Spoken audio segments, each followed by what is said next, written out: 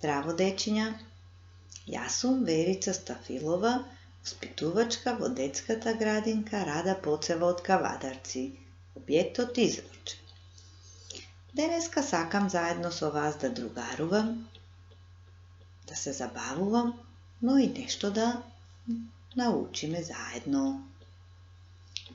Да ве прашам, дали сте вие подготвени за учење? Ако е така, можеме да започнеме. Денеска сакам да ви ја раскажам приказната за Штркот и жабата.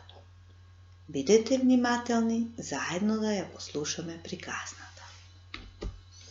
Еднаш крај една бара, Штркот и жабата се расправаа кој е поубав. Јас сум поубав од тебе. Погледни колку ми се убави нозете. Се што? Затоа пак јас ги имам 4. Погледни, имам 4 нозе, а ти 2. Кре, кре, кре, одговорила жабата. Штркот: да, имам само 2, но затоа пак моите нозе се долги. А јас умеам да крекам, а ти не. Кре, кре, кре, кре. Штркот: јас пак умеам да летам, а ти колку што можам да забележам, умееш само да скокаш. Скок, скок, скок, скок. Жабата: леташ, а? Кре, кре, кре, ама не можеш да нуркаш.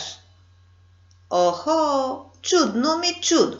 Не сум умел да нуркам, затоа пак јас имам клун. Жабата: клун, зошто ти треба тебе тој клун?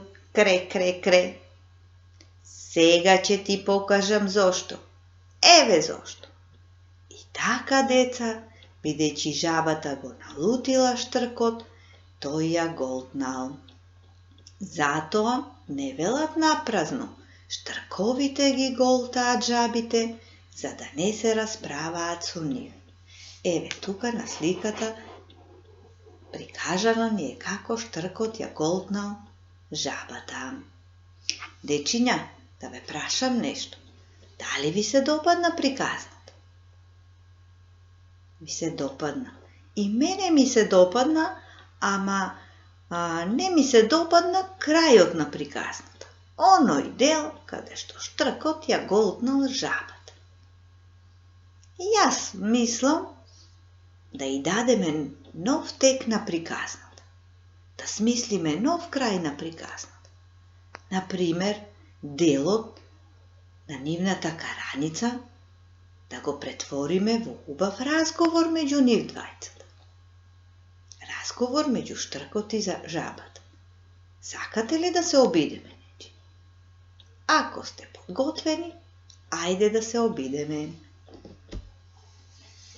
Жабата: колку си убав, имаш убави долги нозе, иако се само 2. Моите се 4, ама се криви. Штркот ја одговорил: не тагувај, жабо, твоите 4 нозе може би се криви, но ти со нив можеш убаво да скокаш. А жабата: ама ти имаш убави крилја, со нив можеш да леташ, а јас сум зелена и грда. Не тагувај, па децата многу ја сакаат зелената боја, секогаш ја користат во своите цртежи. Со зелена боја ги цртаат цвеќињата, тревата и што ли уште не. Сега сум задоволна и среќна, ти благодарам, пријателе. Сега сватив дека секој е убав на свој начин. Дечиња, ви се допадна ли приказната? Ви се допадна овој новиот дел што го измисливме заедно? Да, еве ги како пријателски тука на сликата ни се прикажани крај барата како разговараат пријателски Штркот и жабата. Така, деца. А вие, дечиња, дома со своите родители можете да продолжите со размислување. Можете да не измислите уште еден крај на приказната, сосема различен од ова. Убаво е кога се размислува и кога повеќе нешто се знае. Браво, дечиња, се согласувате? Браво. А сега, дечиња, да ве прашам што научивме. Колку нозе има штркот? Така, дечиња, браво. 2 нозе има штркот, еве го бројот 2, ни е прикажан на сликата. Колку нозе има жабата? Браво, деца! 4, точно.